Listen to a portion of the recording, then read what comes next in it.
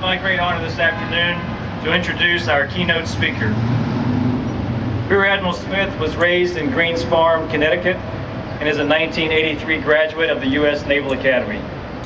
He is a surface warfare officer and has held command at sea and ashore. He is currently serving as the commander of Navy Region Southwest and is responsible for all of the Navy's 10 installations in the Southwest. Ladies and gentlemen, Rear Admiral Dixon Smith.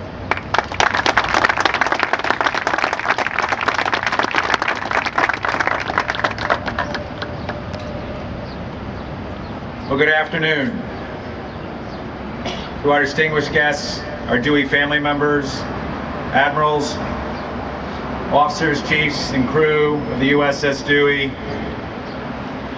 San Francisco Navy League, and the citizens of San Francisco. Again, good afternoon. It's great to have you here. In 1903, the citizens of San Francisco stood alongside President Theodore Roosevelt to dedicate the Dewey Monument in honor of the United States Navy and Admiral of the Navy, George Dewey's victory in Manila Bay.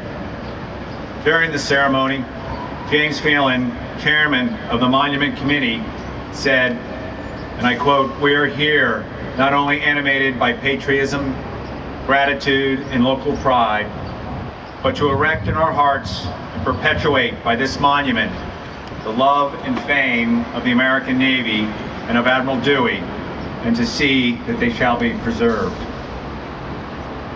It is my sincere honor today to commemorate this memorial to Admiral Dewey's victory, again in the company of the citizens of the great city of San Francisco, but also in the company of the sailors from the ship that bears his name, the guided missile destroyer USS Dewey. In 1898, we were at war with Spain. Summoned by Secretary of the Navy John Long, Commodore Dewey and his Asiatic squadron steamed non-stop from Hong Kong to Manila Bay, and on the morning of May 1st, the two countries' fleets met in Manila Bay and made history.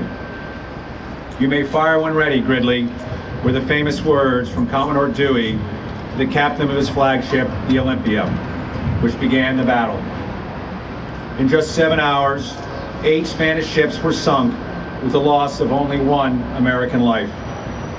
Not since the War of 1812 had the Navy seen a monumental victory such as this. And the Commodore of the Asiatic Squadron, Commodore George Dewey, was immortalized in American history as the hero of Manila Bay. This battle would forever change not only relationships between the United States and the Philippines, but the role that the United States would play in the world.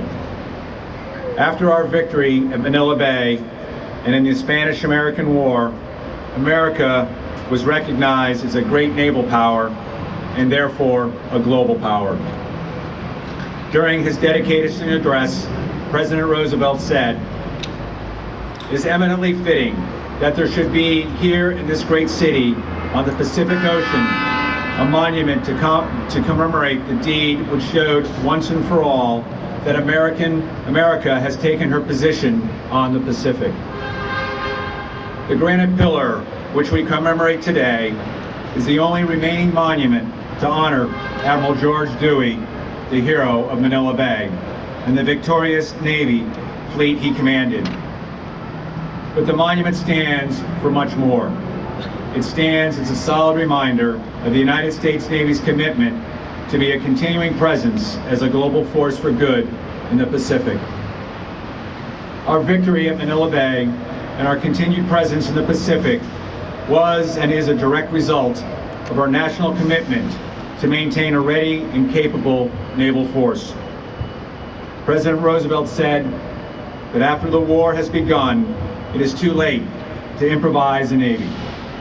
A naval war is 2/3 settled in advance, at least 2/3, because it is mainly settled by the preparation which has gone on for years preceding its outbreak. We won at Manila because the shipbuilders of this country, including those here at San Francisco, had for 15 years before been preparing the Navy. The Dewey Monument was built with money raised by the citizens of San Francisco and represents the long-standing relationship between the United States Navy and the San Francisco Bay Area.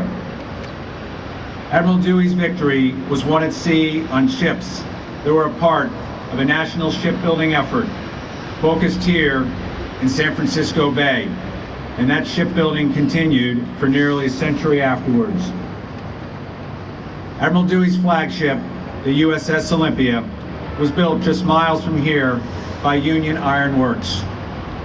The Mare Island Naval Shipyard was founded in 1854 by another naval hero, Admiral David Farragut, and built over 500 naval ships and submarines and overhauled countless others from 1870 until its closure in 1994. Around the Bay, bases like Naval Station Treasure Island and Naval Air Station Alameda served as major operational centers, and to this day, United States ships like the USS Dewey pass through the Golden Gate. For over 100 years, the Dewey Monument has stood firmly in its place, here in Union Square, in San Francisco, a great city which itself stands as a monument to progress, freedom, and liberty. When the 1906 earthquake hit the city of San Francisco, the monument stood proudly, just as it stands today, and just as strongly as the ongoing partnership between the United States Navy and the city of San Francisco. As the Dewey Monument enters its second century in Union Square, USS Dewey will be sailing the oceans of the world, her crew personally and professionally ready to deter aggression, and if deterrence fails, win our nation's wars. Over the next 10 to 15 years, the Navy will evolve and remain the preeminent maritime force, and thus will remain critical to our national security and our economic prosperity. Our forward presence will build on and strengthen our partnerships and alliances where sea lanes, resources, and vital U.S. interests intersect. As USS Dewey and her sailors continue a two-century tradition of warfighting excellence, adaptation, and resilience, the Navy will continue to be at the front lines of our nation's efforts in war and peace with a proud heritage of success in battle, including the Battle of Manila Bay and Admiral Dewey's will to fight. We commemorate the Dewey Monument today in honor of the American Navy and Admiral of the Navy George Dewey.